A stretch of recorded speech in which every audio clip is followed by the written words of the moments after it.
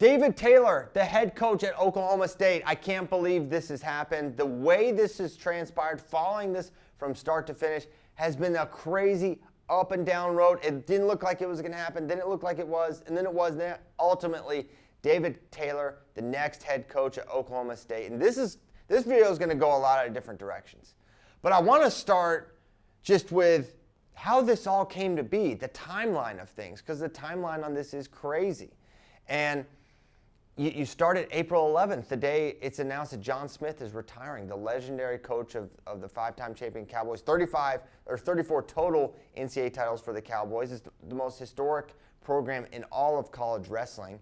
And when John Smith retired, it's, you know, they get together and there's going to be a search committee and they start figuring out who it's going to be. And you quickly realize they've got their eyes east.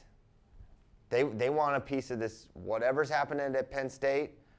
They see what's going on at Oklahoma State and they want a part of it. So what's their first option? Who's their first guy they're really after? It's Casey Cunningham. And Casey's impressive. And Casey is someone that they say, that is who we want. We want Casey Cunningham. And Casey declined the opportunity. And which can just only speak to what a great job he currently has. I mean, Oklahoma State is one of the three most coveted positions in all of wrestling.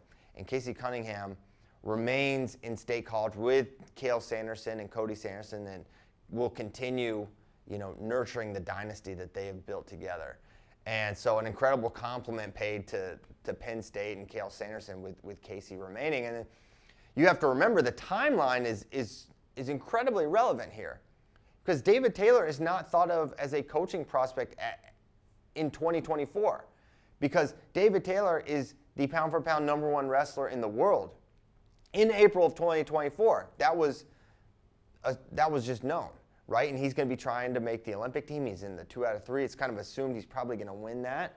And it's also assumed that he's probably going to win the Olympics. So the timing was never going to work for David Taylor to be the next head coach of Oklahoma State, at least not this year. And then things change. Aaron Brooks wins the 2 out of 3, and then all of a sudden things shift, right? But time passes, and David doesn't hear anything. And I think, you know, you can assume that Oklahoma State is probably not really thinking this is something he's going to want to do, right? Probably thinking, yeah, David's not going to be interested in this position given what he's been, you know, he's still in his competitive career, they thought. David Taylor wanted to hear from them and didn't. He was connected with Oklahoma State. He initiated that reach out. And then Oklahoma State, basically from that point on, was full throttle for David Taylor. And the conversations were great.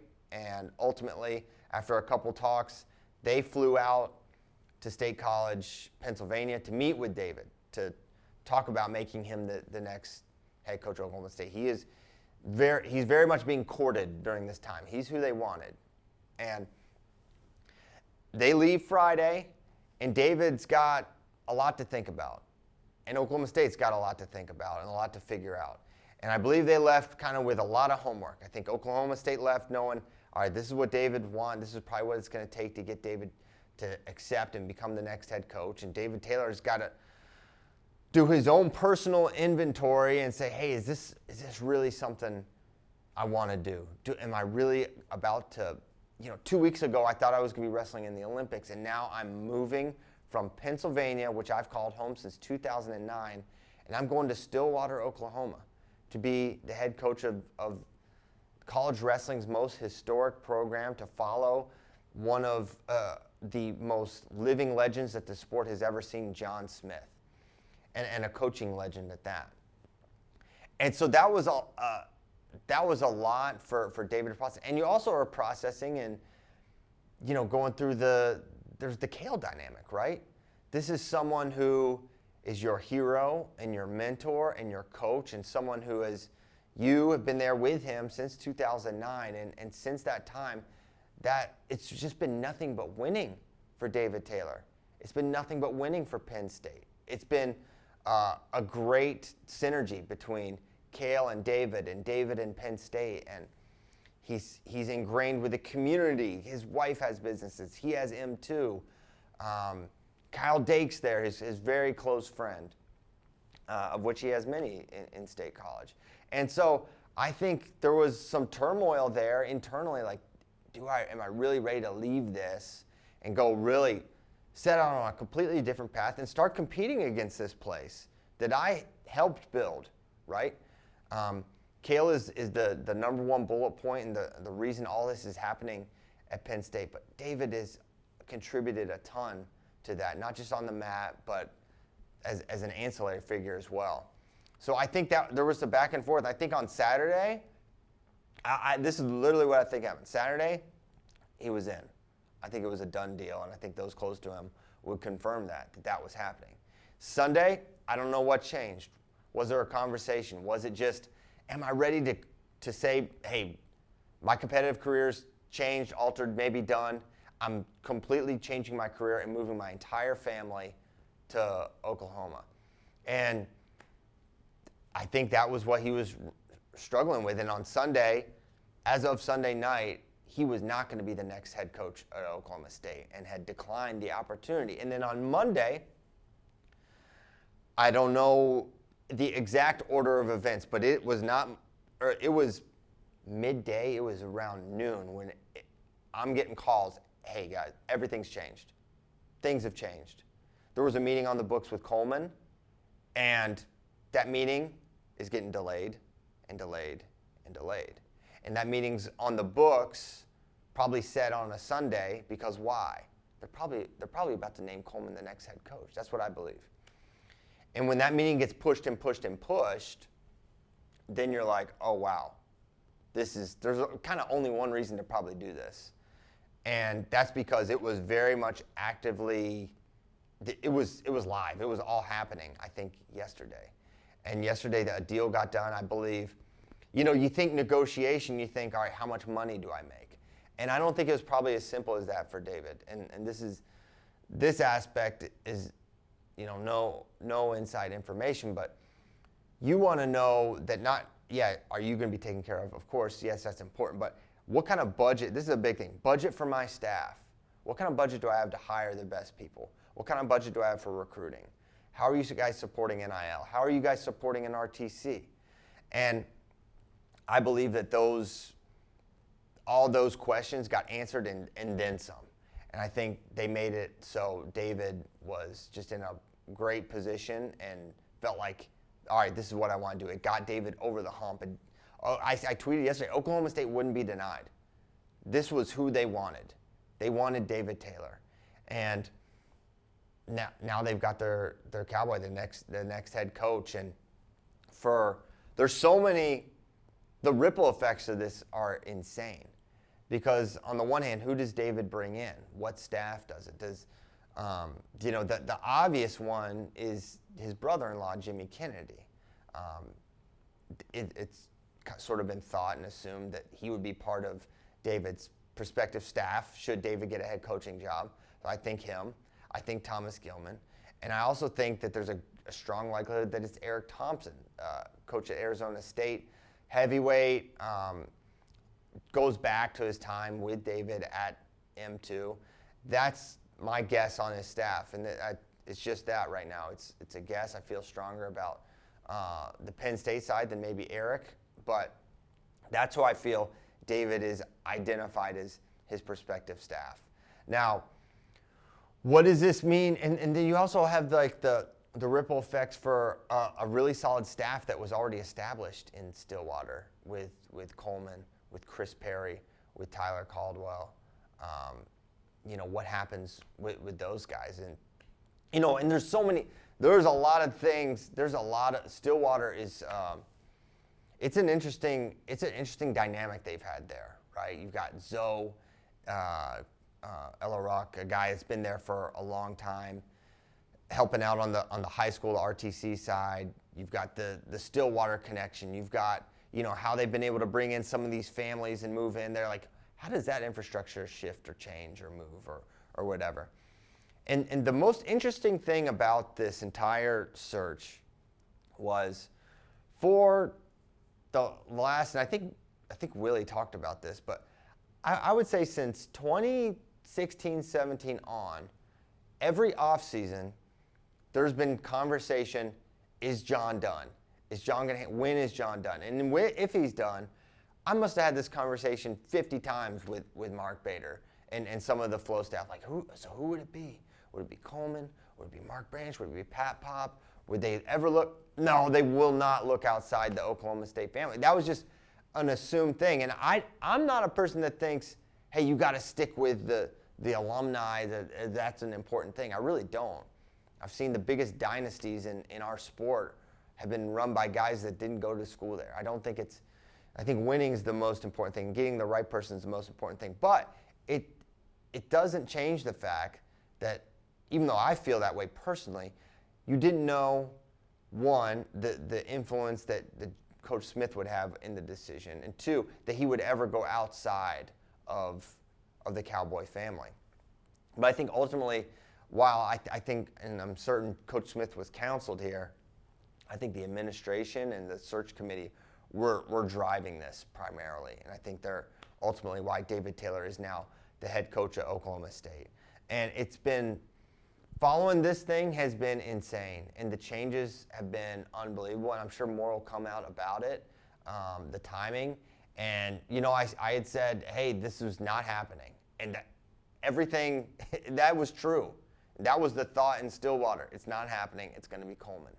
And in the ninth hour, everything shifted. And it shifted David Taylor's way and truly Oklahoma State's way. This is the guy they wanted. And so, yeah, there's question, you know, some of the Oklahoma State crowd, they're loyal fan base, right? And they love their own. They love the Cowboys, and it's an insular place.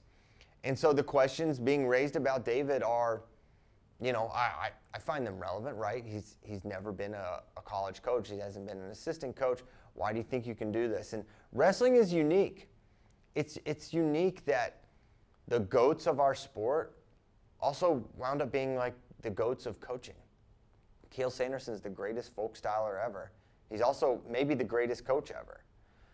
Dan Gable is the most iconic wrestler that is sort of known. He was a mainstream wrestler. Like, who does that?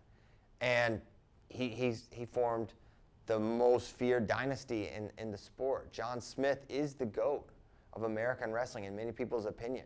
And he was a 5-time champion. The best in our sport, there's some connection there to being a coach, right?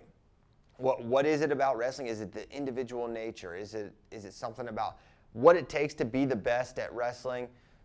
Just something about that also translates to coaching, because Joe Montana is not a coach. Michael Jordan was a flame out as an owner and as a GM and all this stuff. And the GOATs, it doesn't necessarily translate. But in wrestling, it does.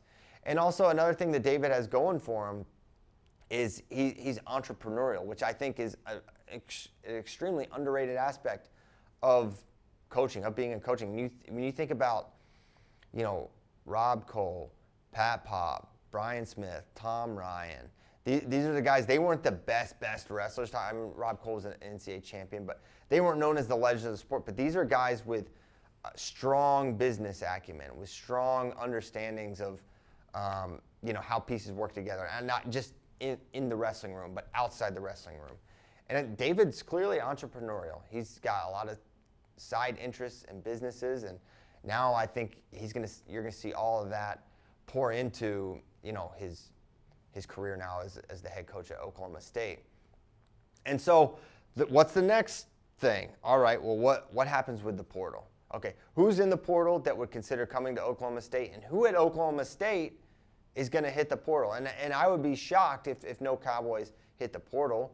I feel like no matter what, when there's a coaching change, and there's a period of time, I know I've been saying, hey, the portal's closed May 3rd. Well, if there's a coaching change, you can hit the portal for a period of like 10 days. And so who stays in Stillwater and who goes? And there's naturally going to be attrition. They're not all going to make the time from John Smith as their head coach to David Taylor. That's just not how it ever works. Kids are going to leave. And how many David keeps, I think, is that essential? This is more of a long-term play. And so I don't know if we'll see David keep everyone, if he's able to keep everyone. I think that natural attrition is probably a good thing for all parties sometimes. So we'll see who that is, though. I'm talking about, Christian Carroll tweeted, hey, I'm loyal and true, and basically saying, hire Coleman. When it came out that they were looking at David, Christian Carroll tweeted, basically hire Coleman Scott. But things can change, and wrestling for David Taylor, you think about it, David Taylor came up and he wanted to wrestle like Cael Sanderson. So he went to Cael's, his first club was Coach Sanderson's club in Utah. And then he committed to Cael, not Iowa State. And then he committed to Cael at Penn State because that's who he wanted to wrestle like. That's what he wanted to do. And I think for a lot of the wrestlers in high school and coming up, they want to wrestle like David Taylor, right? That high action, a lot of winning, a lot of scoring, exciting style. You've seen the wrestlers he's been able to help develop at M2, and you feel like wrestlers are going to gravitate towards that. And M2 is an interesting dynamic. What happens with the M2 training center, this kind of juggernaut high school club and youth club for wrestling in State College, Pennsylvania? Does that get maintained by Mark McKnight and Brad Pataki as David makes the move? Does he start one of those in Stillwater? How does that work? Man, there's so many questions. I'll probably do a few more of these throughout the next couple of days as more news comes out. But man, what a shift. And as you think about, major landscape shifting moves, and this has not been that yet, but it feels like it's going to be. And this is the biggest shakeup in coaching and surprise since Cael went to Penn State in 2011. And remember, the 2011 social media it's kind of like, it's real message boardy. It's not like Twitter, Instagram, and it's way smaller, tight-knit community. And it was basically kept totally under the radar that Cael was going there. And most people didn't find out. I would say 99.99% of all wrestling fans found out when the news was dropped by Penn State. That's how under the radar that was. But we've been able to follow this for the better part of a month. And I really think this is the biggest move since Cael made that earth-shattering move to Penn State. And now we'll see the impact, but it feels like this is going to be a point in time you reflect at. Where were you when you found out David Taylor was the head coach at Oklahoma State? And then what's going to happen beyond that? But man, all you can do is wish David the best of luck. But your heart also goes out to it's very likely Coleman Scott and company are not going to remain in Stillwater, and right now they're having to scramble, and that's a tough aspect of this as well. So hoping for the best for everyone, but can't help but be excited for the future of Cowboy wrestling with David Taylor at the helm.